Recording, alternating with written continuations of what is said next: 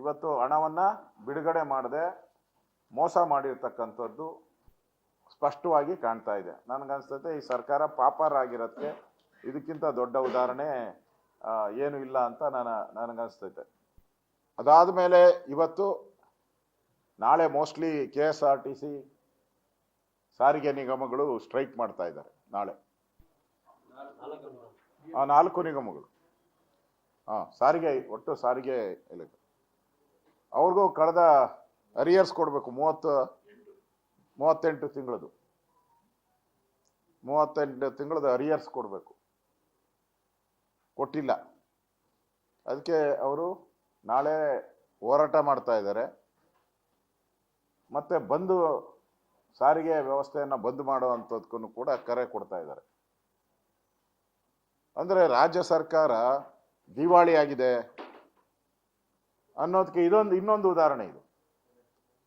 ಮಾತ್ರ ನಮ್ಮ ಸರ್ಕಾರ ಅಂತಾರೆ. ನಾನು 2009ರಿಂದ 2013ವರೆಗೂ ನಾನು ಸಾರಿಗೆ ಮಂತ್ರಿ ಆಗಿದ್ದೆ. ಬಿಡುಗಡೆ ಮಾಡಲಿ, ನಾ ಇದ್ದಾಗ ಲಾಸ್ ಆಗಿತ್ತು, ಪ್ರಾಫಿಟ್ ಇತ್ತು, ಬಿಡುಗಡೆ ಮಾಡಲಿ.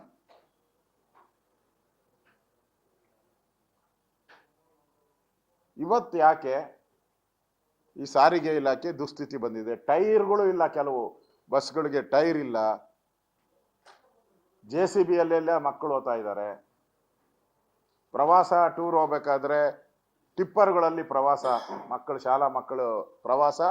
ಹಿಂದೆ ಎಲ್ಲ ಶಾಲಾ ಮಕ್ಕಳ ಪ್ರವಾಸ ಬಸ್ಗಳಲ್ಲಿ ಹೋಗ್ತಾ ಇದ್ರು, ಸರ್ಕಾರಿ ಬಸ್ಗಳು. ಅದಕ್ಕೋಸ್ಕರ ಕನ್ಸೆಷನ್ ಇತ್ತು.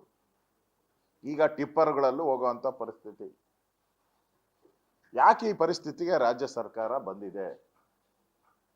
ಹಣ ಇಲ್ಲ ಅಂತಂದ್ರೆ ಒಂದು ಶ್ವೇತಪತ್ರ, ನಾವು ಪಾಪರ್ ಅಂತ, ಸಿದ್ದರಾಮಯ್ಯ ಪಾಪರ್ ಮುಖ್ಯಮಂತ್ರಿ ಅಂತ, ಹಣ ಒಡಿಸ್ಬಿಡಿ, ಪಾಪರ್ ಮುಖ್ಯಮಂತ್ರಿ ನಾನು, 17 ಬಡ್ಜೆಟ್ ಮಂಡನೆ ಮಾಡಿದ್ದೀನಿ, ನಾನು ಪಾಪರ್ ಆಗಿದ್ದೀನಿ ಅಂತ ಡಿಕ್ಲೇರನ ಮಾಡಲಿ. ಅದು ಬಿಟ್ಟು ಇವತ್ತು ಸಾರಿಗೆ ಇಲಾಖೆಯಲ್ಲಿ ಇಷ್ಟೊಂದು ಸ್ಟ್ರೈಕ್ ಆಗ್ತಾ ಇದೆ. ಮತ್ತು ಅದಕ್ಕೆ ಆಗಲೇ ನೋಟಿಸು ಸರ್ವ್ ಮಾಡಿದ್ದೀರಾ. ಯಾರ್ಯಾರು ಸ್ಟ್ರೈಕ್ ಹೋಗ್ತಾರೋ ಅವ್ರಿಗೆಲ್ಲ ಕೆಲಸದಿಂದ ವಜಾ ಮಾಡ್ತೀರಿ ಅಂತೇಳಿ ಎಸ್ಮಾ ಬೇರೆ ಜಾರಿಗೆ ಮಾಡಿದ್ದೀರಾ. ನಿಮ್ಮ ಎಸ್ಮಾಗೂ ಕೇರ್ ಮಾಡಲ್ಲ, ಯಾವುದೂ ಕೇರ್ ಮಾಡದೆ ನಾಳೆ ಅವಾಗೆ ಅವ್ರು ಸ್ಟ್ರೈಕಲ್ಲಿ ಭಾಗಿಯಾಗ್ತಾ ಇದ್ದಾರೆ ಎಲ್ಲರೂ. ಅಂದರೆ ಸರ್ಕಾರದ ಆದೇಶಕ್ಕೆ ಕಿಮ್ಮತ್ತು ಬೆಲೆ ಕೊಡದೇ ಇರೋವಂಥದ್ದನ್ನು ನೋಡ್ತಾ ಇದ್ದೀರಿ.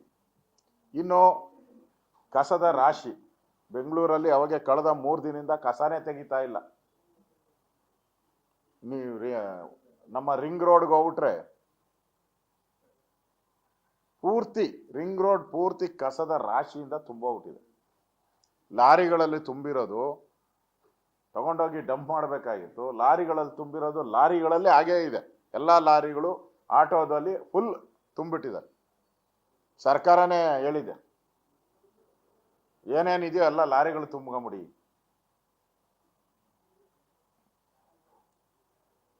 ಅಂದ್ರೆ ಕಸ ಎತ್ತಕ್ಕೂ, ಬೆಂಗಳೂರಿನ ಕಸ ಗಾರ್ಬೇಜ್ ತೆಗಿಯೋಕ್ಕೂ ಯೋಗ್ಯತೆ ಇಲ್ಲ.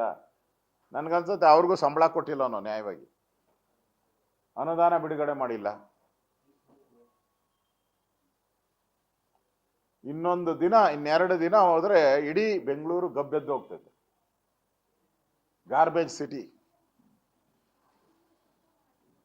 ಕಾಂಗ್ರೆಸ್ ಸರ್ಕಾರ ಗಾರ್ಬೇಜ್ ಸಿಟಿ ಮಾಡಿರೋವಂಥದ್ದಕ್ಕೆ ಇದಕ್ಕಿಂತ ದೊಡ್ಡ ಉದಾಹರಣೆ ಸಾಧ್ಯನೇ ಇಲ್ಲ. ಅಂದ್ರೆ ಎಲ್ಲ ರಂಗಗಳಲ್ಲೂ ಇವತ್ತು ಫೇಲ್ಯೂರ್ ಆಗಿದೆ. ಹಣಕಾಸಿನ ಕೊರತೆಯಿಂದ ಫೇಲ್ ಆಗಿದೆ.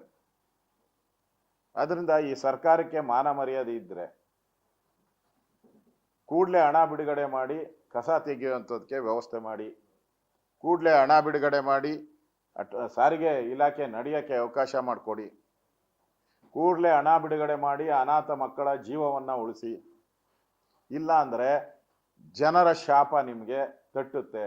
ಯಾರಾದರೂ ಒಬ್ಬ ಮಕ್ಕಳು ಏನಾದರೂ ಹೆಚ್ಚು ಕಮ್ಮಿ ಆದ ತೀರೋದ್ರೆ ನಿಮಗೆ ಆ ಶಾಪ ತಟ್ಟುತ್ತೆ. ಈ ಎಚ್ಚರಿಕೆಯನ್ನು ಕೂಡ ನಾನು ಕೊಡ್ತಾ ಇದ್ದೀನಿ ಇವತ್ತು.